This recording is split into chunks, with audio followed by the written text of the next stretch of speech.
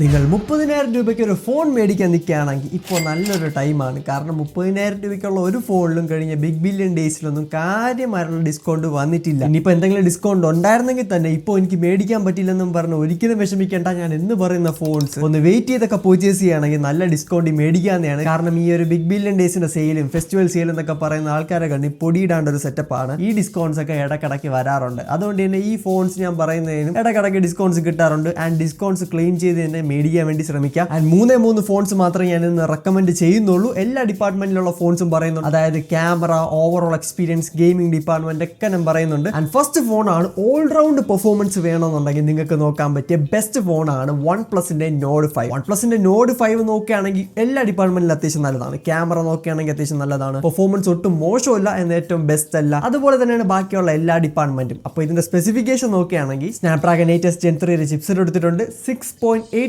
ഇഞ്ചിന്റെ 144 Hz support ചെയ്യുന്ന ഒരു AMOLED display ആണ് കൊടുത്തിട്ടുള്ളത്. 6800 mAhന്റെ ബാറ്ററിയും 80 വാട്ട്സിന്റെ ഫാസ്റ്റ് ചാർജിങ്ങും ഈ ഒരു ഫോണിലൂടെ കൊടുത്തിട്ടുണ്ട്. പിന്നെ ക്യാമറാസ് നോക്കുകയാണെങ്കിൽ 50 മെഗാപിക്സലിന്റെ പ്രൈമറി, 8 മെഗാപിക്സലിന്റെ അൾട്രാ വൈഡും ഫ്രണ്ട് ക്യാമറ നോക്കുകയാണെങ്കിലും 50 മെഗാപിക്സലാണ് പ്രൊവൈഡ് ചെയ്തിട്ടുള്ളത്. ആൻഡ് ഇതിന്റെ കൂടെ ഇതിന്റെ ബേസ് വേരിയന്റ് ആയിട്ട് വരുന്നത് 8GB RAM 256GB internal storage വരുന്ന വേരിയന്റ് ആണ്. ആൻഡ് ഇതിന്റെ പ്രൈസിംഗ് എന്ന് പറയുന്നത് 31,999 ആണ്. പിന്നെ ബാങ്ക് ഡിസ്കൗണ്ട് ഒക്കെ വെച്ച് അണ്ടർ 30,000 റുപ്പീസ് നിങ്ങൾക്ക് മേടിക്കാവുന്നതാണ്. ആ ഒരു പ്രൈസിന് ഒരു ഓൾറൗണ്ട് പാക്കേജ് നോക്കുകയാണെങ്കിൽ വളരെ നല്ലൊരു ഡിവൈസ് തന്നെയാണ്. പിന്നെ ഈ ഒരു ഫോണിന്റെ വീഡിയോ നമ്മുടെ ചാനലിൽ ഓൾറെഡി അപ്ലോഡ് ചെയ്തിട്ടുണ്ട്. അപ്പോൾ എന്തായാലും ഈ ഒരു വീഡിയോ ഫുൾ കണ്ടിട്ട് ആ ഒരു വീഡിയോയും കൂടെ ഒന്ന് ചെക്കൗട്ട് ചെയ്ത് നോക്കുക. കാരണം ഇനി പറയാൻ പോകുന്ന മോഡൽസും അത്യാവശ്യം നല്ല ഫോൺസ് ആണ്. ആൻഡ് അടുത്ത ഫോണാണ് ഏറ്റവും നല്ല പെർഫോമൻസ് ഓഫർ ചെയ്യുന്ന, അല്ലെങ്കിൽ ഗെയിമേഴ്സിനൊക്കെ പറ്റിയ ഫോണാണ്. കിടിലം പെർഫോമൻസ് ഓഫർ ചെയ്യുന്ന ഒരു ഫോണാണ്. ഈ ഒരു ഫോൺ മാത്രമല്ല നല്ല പെർഫോമൻസ് പ്രൊവൈഡ് ചെയ്യുന്നത്, നമ്മുടെ ഈ ഒരു ചാനൽ നല്ല പെർഫോമൻസ് പ്രൊവൈഡ് ചെയ്യാറുണ്ട്. അതുകൊണ്ട് തന്നെ ഇപ്പൊ തന്നെ ചാനൽ സബ്സ്ക്രൈബ് ചെയ്ത് വെക്കുക. കാരണം ഇതുപോലത്തെ കിടിലം വീഡിയോസ് ഇനി അപ്ലോഡ് ചെയ്യുന്നതായിരിക്കും. എന്തൊക്കെയായാലും ഞാൻ അടുത്ത് പറയാൻ പോകുന്ന ഫോണാണ്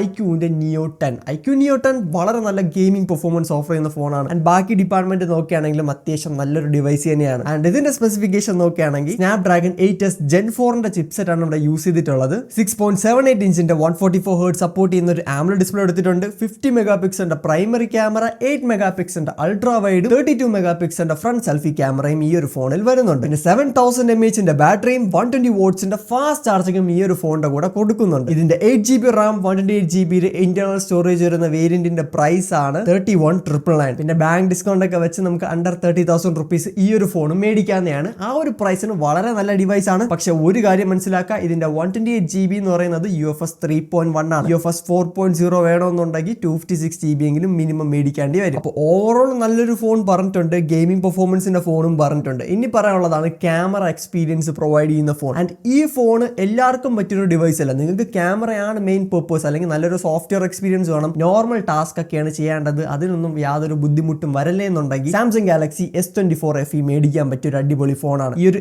FE സീരീസിന്റെ ഒരു പ്രശ്നം എന്ന് പറയുന്നത് എല്ലാവരും പറയുന്നത് എക്സിനോസ് ആണ്, മോശമാണ്. അങ്ങനെയൊന്നുമില്ല. ഈ ഒരു ഫോണിന്റെ പെർഫോമൻസ് അത്യാവശ്യം നല്ലതാണ്. എന്നും പറഞ്ഞ് ഗെയിമിംഗ് പെർഫോമൻസിന് വേണ്ടി ഡിസൈൻ ചെയ്ത ഫോണുമല്ല. ഗെയിം കളിക്കാൻ വേണ്ടി ഈ ഒരു ഫോണൊക്കെ മേടിച്ചിട്ട് എന്നെ വന്ന് കുറ്റം പറഞ്ഞിട്ട് കാര്യമില്ല. പക്ഷെ നിങ്ങളുടെ പർപ്പസ് നോർമലി ക്യാമറ യൂസ് ചെയ്യുക, നോർമൽ ടാസ്ക് യൂസ് ചെയ്യുക, അങ്ങനത്തെയൊക്കെ ആണെങ്കിൽ ഈ ഒരു ഫോൺ യാതൊരു ഇഷ്യൂ നിങ്ങൾക്ക് ഉണ്ടാകത്തില്ല. ആൻഡ് ഇതിന്റെ സ്പെസിഫിക്കേഷൻ നോക്കുകയാണെങ്കിൽ 6.7 ഇഞ്ചിന്റെ ഡൈനാമിക് AMOLED പാനലാണ് ഇവിടെ യൂസ് ചെയ്തിട്ടുള്ളത്. 120 Hzന്റെ റീഫ്രഷ് റേറ്റ് എടുത്തിട്ടുണ്ട്. പിന്നെ ക്യാമറാസ് എന്ന് പറയുന്നത് 50 മെഗാപിക്സലിന്റെ പ്രൈമറി, 12 മെഗാപിക്സലിന്റെ അൾട്രാ വൈഡും 8 മെഗാപിക്സലിന്റെ ടെലിഫോട്ടോയും കൊടുത്തിട്ടുണ്ട്. ഫ്രണ്ട് ക്യാമറ ആയിട്ട് 10 മെഗാപിക്സലാണ് വരുന്നത്. 4700 mAhന്റെ ബാറ്ററിയും 25 വാട്ട്സിന്റെ സൂപ്പർ ഫാസ്റ്റ് ചാർജിങ്ങും സാംസങ് ഇവിടെ പ്രൊവൈഡ് ചെയ്തിട്ടുണ്ട്. ഈ ഒരു 25 വാട്ട്സ് മാറ്റിയിട്ട് 15 വാട്ട്സിലേക്ക് വല്ലതും പോകുന്നതായിരിക്കും സാംസങ്ങിന് നല്ലത്. എന്തൊക്കെ പറഞ്ഞാൽ അതിനെ പറ്റി കുറ്റം പറഞ്ഞിട്ട് കാര്യമില്ല. 25 വാട്ട്സേ ഉള്ളൂ, സ്ലോ ചാർജിങ് ആണ്. അതിന്റെ കൂടെ തന്നെ വയർലെസ് ചാർജിങ്ങും ഈ ഒരു ഫോണിന്റെ കൂടെ കൊടുത്തിട്ടുണ്ട്. 15 വാട്ട്സിന്റെ വയർലെസ് ചാർജിങ് ആണ്. ചിപ്സെറ്റ് നോക്കുകയാണെങ്കിൽ എക്സിനോസിന്റെ 2400E ആണ്. ഈ ഒരു E എന്ന് പറയുന്നത് എക്സിനോസ് 2400ന്റെ ഒരു അണ്ടർ ക്ലോക്ക്ഡ് വേർഷൻ ആണ്, അല്ലെങ്കിൽ അതിന്റെ ഒരു ക്ലോക്ക് സ്പീഡ് ഒക്കെ ഒന്ന് കുറച്ചിട്ടുള്ള ഒരു വേർഷൻ ആണ്. അതുകൊണ്ട് തന്നെ എക്സിനോസ് 2400ന്റെ പെർഫോമൻസിനെ കാട്ടും ലേശം കുറവായിരിക്കും. എന്നും പറഞ്ഞ് ഭയങ്കര വ്യത്യാസമൊന്നുമില്ല. ഇത് ഭയങ്കരമായിട്ട് പെർഫോമൻസ് ഉള്ള ചിപ്സെറ്റ് ആണെന്ന് ചോദിച്ചു കഴിഞ്ഞാൽ ഈ ഒരു പ്രൈസിന് ഈ ഒരു Snapdragon 8s Gen 3ന്റെ ലെവലൊക്കെ പെർഫോമൻസ് പ്രൊവൈഡ് ചെയ്യും. എന്നും പറഞ്ഞ് ഇത് ഏറ്റവും ബെസ്റ്റ് എന്നൊന്നും പറയാൻ പറ്റത്തില്ല. കാരണം ഇതിന്റെ സ്റ്റെബിലിറ്റി അത്ര നല്ലതല്ല. അതും ഗെയിംസ് കളിക്കുമ്പോഴാണ്. നിങ്ങൾ ഒരു അരമണിക്കൂർ ഗെയിം കളിക്കാനൊക്കെ ആണെങ്കിൽ വലിയ കുഴപ്പമില്ലാതെ ലൈറ്റ് ഗെയിംസ് ഒക്കെ ഹാൻഡിൽ ചെയ്യും. പക്ഷെ ഒരുപാട് ഹെവി ഗെയിംസ് ആണെങ്കിൽ ലേശം ബുദ്ധിമുട്ടാണ് ഈ ഒരു ചിപ്സെറ്റിനെ ഹാൻഡിൽ ചെയ്യാൻ. അത്യാവശ്യം നല്ലൊരു ചിപ്സെറ്റ് ആണ്, പക്ഷെ നിങ്ങളുടെ മെയിൻ പർപ്പസ് ഗെയിമിംഗ് ആയിരിക്കരുത്. ആൻഡ് ഈ ഒരു ഫോണിന്റെ പ്രൈസിംഗ് നോക്കുകയാണെങ്കിൽ 30,999 ആണ് ഇതിന്റെ ബേസ് വേരിയന്റിന് വരുന്നത്. പിന്നെ ബാങ്ക് ഡിസ്കൗണ്ട് ഒക്കെ വെച്ച് നമുക്ക് അണ്ടർ 30,000 റുപ്പീസ് ഈ ഒരു ഫോണും മേടിക്കാവുന്നതാണ്. അപ്പോൾ ഇത്രയും ഫോൺസ് ആണ് എനിക്ക് മെയിൻ ആയിട്ട് പറയാനുള്ളത്. ഈ 3 ഫോൺസും അത്യാവശ്യം നല്ലത് തന്നെയാണ്. നിങ്ങളുടെ പർപ്പസ് നോക്കി മാത്രം ഫോൺസ് ഡിസ്കൗണ്ട്സ് പോയി ചേസ് ചെയ്യുക. എന്തായാലും ഞാൻ OnePlus Nord 5ന്റെ വീഡിയോ ഞാൻ ഇവിടെ കൊടുത്തേക്കാം, തീർച്ചയായും ചെക്കൗട്ട് ചെയ്ത് നോക്കാം. പിന്നെ 25,000 റുപ്പീസിനകത്ത് വേറെയും കുറെ മോഡൽസ് ഞാൻ റെക്കമെൻഡ് ചെയ്യുന്നുണ്ട്. നിങ്ങളിൽ പലരും കമന്റ് ഇടാൻ ചാൻസ് ഉള്ള പല മോഡൽസും ആ ഒരു വീഡിയോയിലായിരിക്കും, പോയി ചെക്കൗട്ട് ചെയ്ത് നോക്കുക.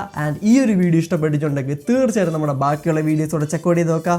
This is phone moss. അടുത്ത വീഡിയോ കാണാം. Good by.